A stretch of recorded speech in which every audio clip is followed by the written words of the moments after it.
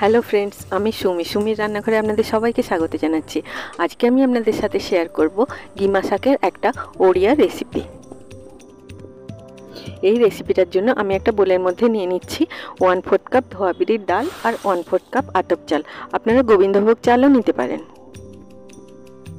এবার আমি বেশ কয়েকবার জল পাল্টে এই চাল আর বিরিটাকে ভালো করে ধুয়ে নিচ্ছি যতক্ষণ না জলটা ক্লিয়ার হচ্ছে।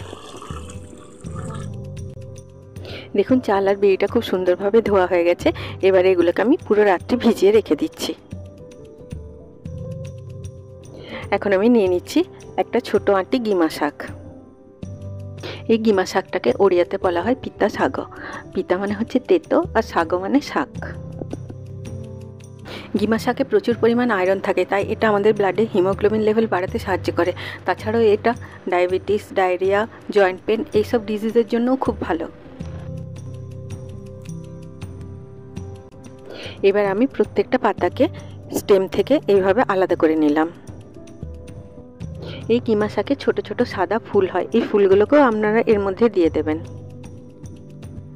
দেখুন, সব পাতাগুলোকে আমার আলাদা করা হয়ে গেল। এগুলোকে আমি এবারে ভালো করে জল দিয়ে ধুয়ে এই স্ট্রেনারটার মধ্যেই রেখে দিচ্ছি জলটাকে ঝরানোর জন্য। এখানে দেখুন বিরি আর চালটা খুব সুন্দরভাবে ভিজে গেছে। এখন আমি ভিজিয়ে রাখা বিরি আর চালটা একটা গ্রাইন্ডিং জারের মধ্যে নিয়ে নিয়ে এর মধ্যে অ্যাড করে দিচ্ছি একটা মিডিয়াম সাইজের পেঁয়াজ আর 12টা রসুনের কলি। ওড়িয়া রেসিপিতে রসুনের পরিমাণটা একটু বেশি থাকে। দিয়ে দিলাম 2টো কাঁচা লঙ্কা। এবারে আমি এটার মধ্যে অল্প জল দিয়ে এটার একটা ঘন ব্যাটার বানিয়ে নিচ্ছি। আপনারা অল্প জল দিয়ে এটাকে গ্রাইন্ড করবেন, কারণ আমাদের এই রেসিপিটার জন্য দরকার একটা ঘন ব্যাটার। দেখুন, ব্যাটারের কনসিস্টেন্সিটা ঠিক এরকম হবে। এবারে আমি এই ব্যাটারটাকে একটা মিক্সিং বোলের মধ্যে নিয়ে নিচ্ছি। ব্যাটারটার মধ্যে দিয়ে দিচ্ছি ধুয়ে জল ঝরিয়ে রাখা গিমা শাকটা। আপনারা আমার চ্যানেলটিকে সাবস্ক্রাইব করতে ভুলবেন না, আর পাশে থাকা বেল আইকনটিকে নিশ্চয়ই প্রেস করে দেবেন। তাহলে আমি যখনই নতুন কোনো ভিডিও আপলোড করব তার নোটিফিকেশান ঠিক আপনার কাছে পৌঁছে যাবে।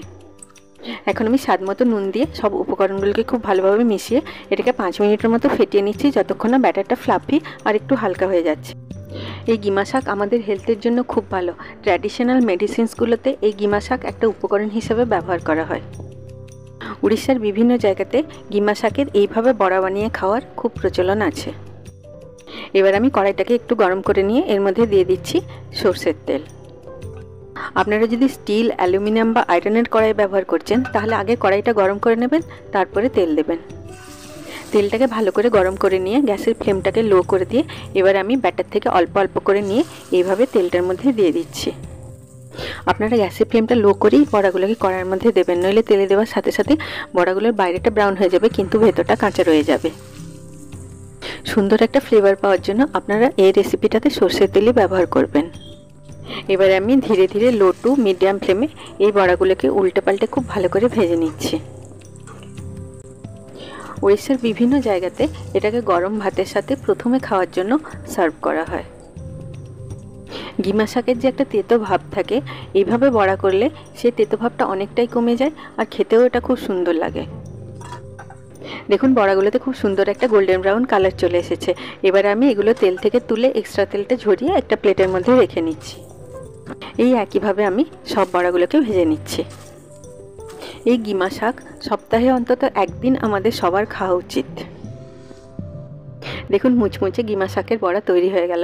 আপনারা এইভাবে একবার গিমা শাকের বড়া বানিয়ে দেখুন, এটা খেতে খুব সুন্দর হয়। সবাই খুব ভালো থাকবেন। আবার আপনাদের সাথে আমার দেখা হবে আমার নেক্সট ভিডিওতে। Take care.